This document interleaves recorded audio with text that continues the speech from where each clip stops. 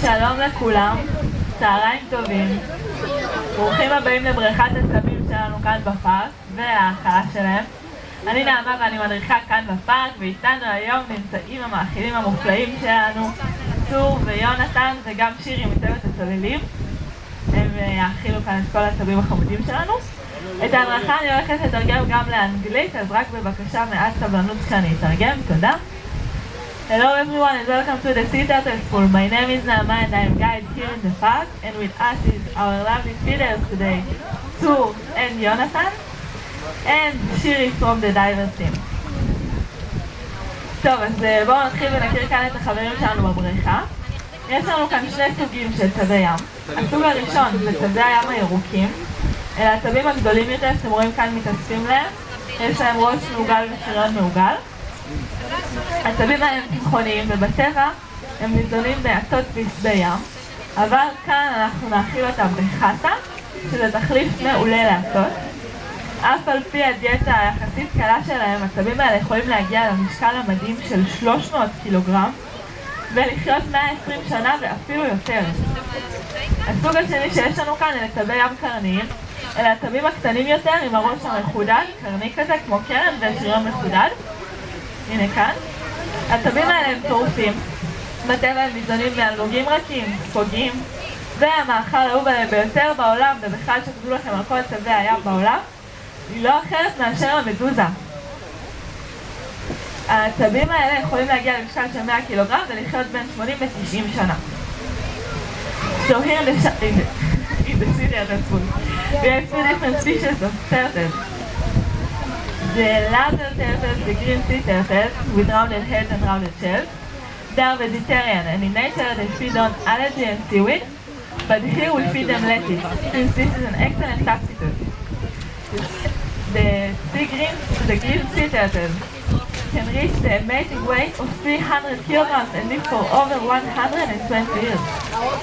The second species we have are foxglove sea turtles. They are smaller and easy to recognize by their pointed heads and pointed shells.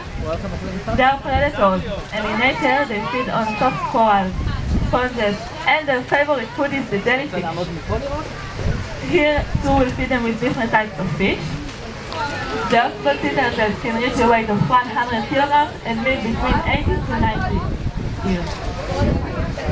עובדה מאוד מאוד מצערת שחשוב לי ככה לשתף את כולכם כאן היום לגבי צבי הים, היא שהם נמצאים תחת סכנת הכחדה חמורה ביותר.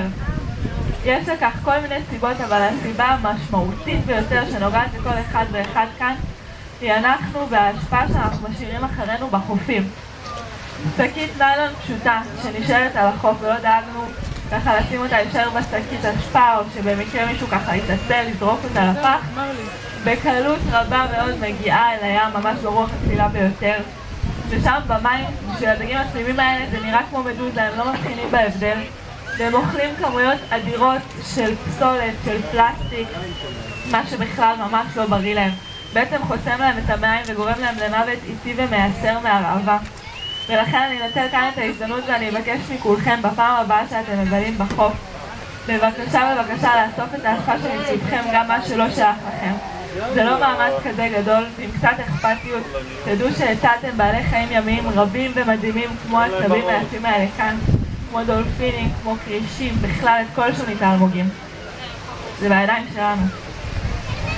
A very unfortunate fact is the fact that all over the world, including the Bay of Eilat, sea turtles are under direct threat of extinction. There are many reasons for that, but the main one has to do with us, human beings, and the garbage we tend to leave behind us. A simple plastic bag that was left on the beach will find its way into the water. Once in water, it looks exactly like jellyfish, the favorite food of all sea turtles. That means that all over the world, turtles eat a large amount of marine debris. And plastic is not a food source, of course. And the stomach of the turtles is blocked their intestine and causes slow and painful death from starvation. For this reason, I ask all of you next time you go to the beach, please dedicate a few minutes of your time to pick up the garbage around you, even if it doesn't belong to you. This way we can all leave the beach knowing we saved the life of marine animals like our beautiful turtles here, like sharks, like dolphins and all the coral reefs. על זו סכנת ההכחדה כאן במצפה, כמובן שלא נשארנו אדישים. הקמנו פרויקט רבייה מיוחד. בכל אביב וזכר שהמסחר המפרה את הנקבות כאן בבריכה. כעבור כשבועיים הן מטפסות על האי החולי שאנחנו עומדים עליו כרגע, חופרות בו בעזרת הסנפיר האחורי שלהם, מטילות בתוכו בין 50 ל-70 ביצים, מכסות את הבור וחוזרות בחזרה למים. הן בעצם לא דברות על הביצים, תהליך הדגירה מתבצע באופן טבעי על ידי החום של השמש והחול. כעבור כחודשיים, סבונים קטנטנים בוקעים מהביצים, אתם לא תאמינו, ממש בגודל של קופסת גפרורים, במשקל של 15 גרם בלבד. בטבע הסבונים האלה נעשים אוטומטית אל הים. ואז באמת הם כאלה קטנים ורבים מהם נשרפים על ידי ציפורים או סרטנים או דגים. כאן כמובן אנחנו לא נותנים לזה לקרות, ובעת הפקיעה אנחנו עושים אותם מה שנקרא מאחורי הקלעים. שם הם מקבלים טיפול אינטנסיבי ומסור מצוות הצוללים שלנו שכולל שקילות, מדידות והאכלות 3 פעמים ביום בעזרת פינצטה מיוחדת שהם כאלה טיפונים. כשהם מספיק גדולים וחזקים אנחנו משחררים אותם אל הים הפתוח, ואנחנו מאוד מאוד גאים לספר לכם שמאז תחילת הפרויקט ועד היום שחררנו מעל 200 צבים לים, שזה הישג אדיר, להתחשב בעובדה שבטבע רק צב אחד מתוך 1,000 שורד לבגרות. Because the danger of extinction, כן, זה בהחלט שווה כפיים.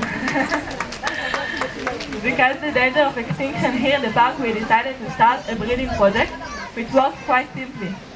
Every spring our male Zachariah fertilizes all the females in the pool. After about 2 weeks, the females climb on that sandy island, dig a hole with their back flippers, and lay between 50 to 70 eggs, covering it with sand and return to the water. The incubation process is done naturally by the heat of the sun and sand. After about 2 months, tiny turtles hatch from the eggs, not larger than a matchbox and weighing only 15 grams.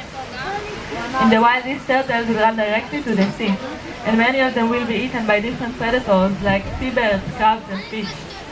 But here we fence the nest in the island, and when the turtles hatch, we take them behind the scenes, so our divers team can give them intensive care, including weighing, measuring and feeding them 3 times a day by feeders. When they are big and strong enough, we release them to the open sea. And we are very proud to share with all of you that during that project we have released over 200 turtles to the open sea. That is an amazing accomplishment taking into consideration that in nature only 1 turtle out of thousands survives to majority. אז תודה רבה לכולכם על ההקשבה. תודה רבה לצור, ליונתן ולשירי, המאכילים הנפלאים שלנו. אם יהיה לכם שאלות אני מיד אצטרף אליכם על הגשר, אני אשמח לענות לכם. שיהיה לכם שבת שלום ויום נפלא בפארק.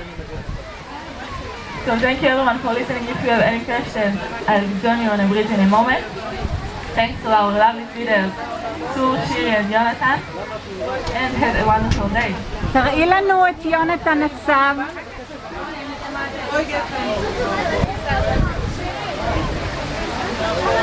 אחד מאלה,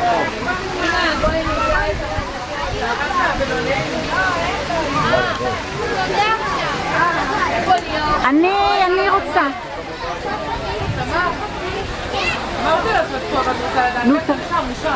איפה הוא? אני דודה שלו. איפה הוא? אני באה לשם. אנחנו הולכים לחפש את יונתן הצב.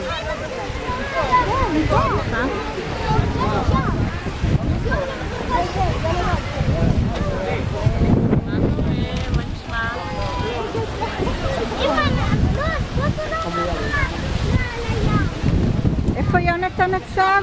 הנה זה. היא אמרה שהוא פה. שירי. זה? שירי, איפה יונתן? הצב? איפה יונתן הצב?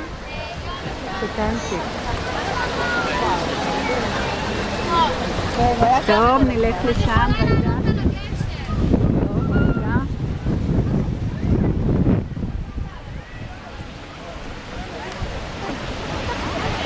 גפן רגע.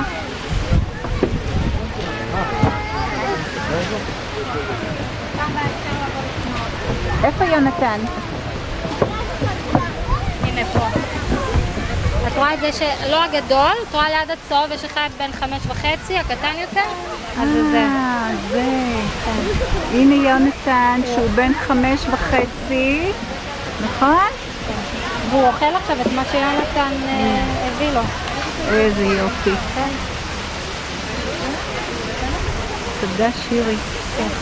רגע, אנחנו נסיים את ה... איפה יונתן שהאכיל אותם? הנה הוא יונתן. וואי, מותק, מה זה תודה? שנולד גם כן באותו זמן. איזה כיף. אמרנו שבפעם הבאה נוציא אותו לפני האוכל, ויהיה אפשר הוא יוכל לנקות אותו ולשקול אותו. וואו. עכשיו אתם גם יודעים איך הוא נראה, יש לו סימון, זה נקרא מספר 9. זה אחד לפני...